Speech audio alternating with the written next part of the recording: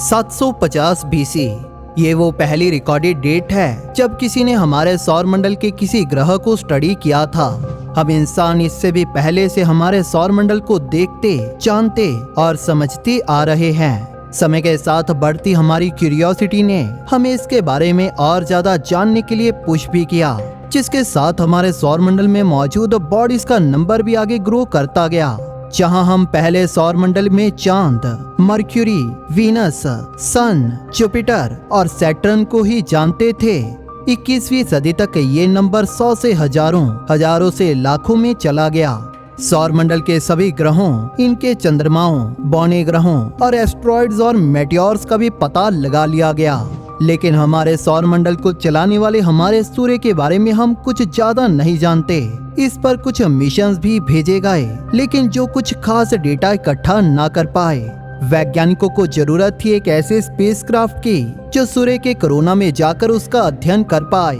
कई दशकों की मेहनत और इंतजार के बाद नासा ने फाइनली 2018 में 12 नवंबर को अपने पार्कर सोलर प्रोब को लॉन्च किया, जो कि ऐसा पहला स्पेसक्राफ्ट है जो सूर्य की उस कोरोना के तापमान का सामना कर सकने के काबिल है और जिसका हर एक ऑर्बिट उसे सूर्य के कोरोना में और अंदर ले जाता जा रहा है। इसे पार्कर सोलर प्रोब ने हाल ही में एक ऐसा माइलस्टोन हासिल किया है जो कि हमारे सोलर साइंस के लिए एक बहुत बड़ा कदम है। ये माइलस्टोन है सूर्य को टच करने का और इसके कोरोना के अंदर के पार्टिकल्स और मैग्नेटिक फील्ड से जुड़े सैंपल्स और डेटा को इकट्ठा करने का। इस पार्कर सोलर प्रोब की इस खोज को समझने के लिए पहले हम समझते हैं कि सूर्य का स्ट्रक्चर कैसा है। सूर्य के पास हमारी पृथ्वी की तरह एक सॉलिड सरफेस नहीं है, लेकिन इसके पास एक बेहद सुपर हीटेड एटमॉस्फेयर है जो कि सोलर मटेरियल से बना है, जिसे ग्रेविटी और मैग्नेटिक फील्ड ने इसे सूर्य के साथ बांध रखा है। जैसे बढ़ती गर्मी और प्रेशर सूर्य के इस मटेरियल को बाहर की ओर धकेलती है, तो ये मटेरियल एक ऐसे पॉइंट पर पहुंच जाता है जहां पर ग्रेविटी और मैग्नेटिक फील्ड इसे बांध कर नहीं रख पाती। इस पॉइंट को हम L1 क्रिटिकल सरफेस कहते हैं। ये L1 क्रिटिकल पॉइंट सूर्य के एटमॉस्फेयर का अंत है और जहां से सोलर विंड्स की शुरुआत होती है। जो सोलर मटेरियल इस क्रिटिकल पॉइंट को क्रॉस कर लेता है, वो सोलर विंड बनते हुए सूर्य के मैग्नेटिक फील्ड को पूरे सौर मंडल में अपने साथ ले जाता है। Closure then ever.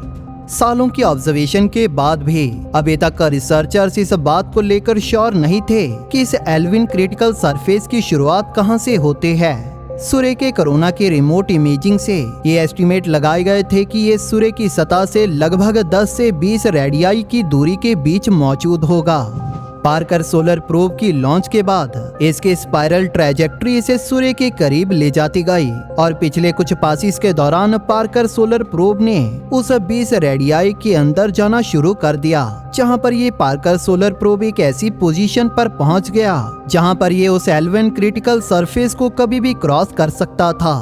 28 अप्रैल 2021 को अपनी 8वें फ्लाईबाय के दौरान पार्कर सोलर प्रोब ने 18.8 सोलर रेडियाई पर कुछ स्पेसिफिक मैग्नेटिक और पार्टिकल कंडीशंस का सामना किया, जिसने वैज्ञानिकों को बताया कि इसने L1 क्रिटिकल सरफेस को पहली बार क्रॉस करते हुए फाइनली सूर्य के एटमॉस्फेयर में एंटर कर लिया है।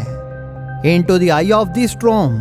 अपने इस फ्लाईबाय के दौरान पार्कर सोलर प्रोब कई बार कोरोना के अंदर और इसके बाहर गया, जिससे ये भी प्रूव हो पाया कि ये L1 क्रिटिकल सरफेस एक स्मूथ बॉल की जैसी नहीं है। इसमें कई वैलीज और रिंकल्स भी हैं। जब पार्कर सोलर प्रोब अपने 9वें एनकाउंटर के दौरान कोरोना के बीच से निकला, तो ये स्पेसक्राफ्ट कुछ स्ट्रक्चर्स के पास से गुजरा। अपने इस एनकाउंटर के दौरान ये Parker solar probe 15 solar radii तक सूर्य के अंदर चला गया था। तब ये एक कोरोना के फीचर के करीब था, जिसे सूडो स्ट्रीमर्स कहते हैं। ये सूडो स्ट्रीमर्स ऐसी मैसिव स्ट्रक्चर्स होते हैं जिन्हें इक्लिप्स या सूर्य ग्रहण के दौरान पृथ्वी से भी देखा जा सकता है। इन सूडो स्ट्रीमर्स के बीच से गुजरना आई ऑफ स्टॉर्म के बीच से गुजरने के जैसा था। इसके अंदर कंडीशंस काफी शांत थे, पार्टिकल स्लो हो चुके थे और स्विचबैक्स भी कम थे, जो कि एक बहुत बड़ा चेंज था। पहली बार ये स्पेसक्राफ्ट ऐसे रीजन में था जहां मैग्नेटिक फील्ड इतना स्ट्रॉन्ग था कि इसका इफेक्ट पार्टिकल की मूवमेंट पर भी था। ये कंडीशन तो हमारे लिए एक पक्का प्रूफ थी कि पार्कर सोलर प्रोब ने डेफिनेटली ही एल्विन क्रिटिकल सरफेस को पार कर लिया है और ये सूर्य के एटमॉस्फेयर में एंटर कर गया है, जहां पर मैग्नेटिक फील्ड ही इस रीजन में हर चीज की मूवमेंट को कंट्रोल करता है। पार्कर सोलर प्रोब का ये कोरोनल पैसेज कुछ घंटों तक ही चला और जो इसके कई प्लान्ड फ्लाईबाइज में से एक है।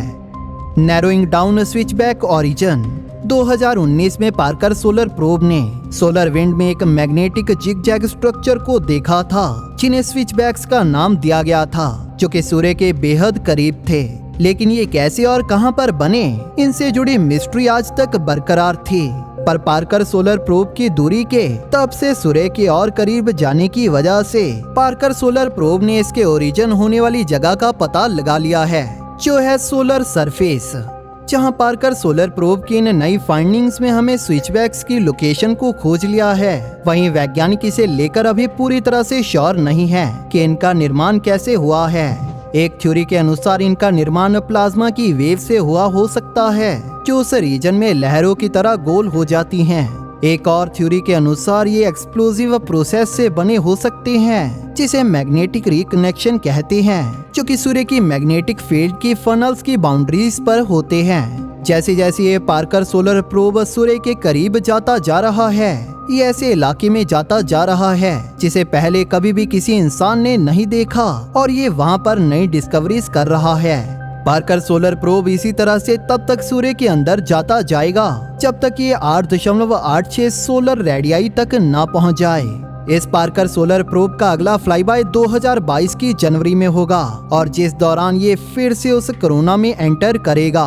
अब रिसर्चर्स ये जान चुके हैं कि वो किस चीज को देख रहे हैं।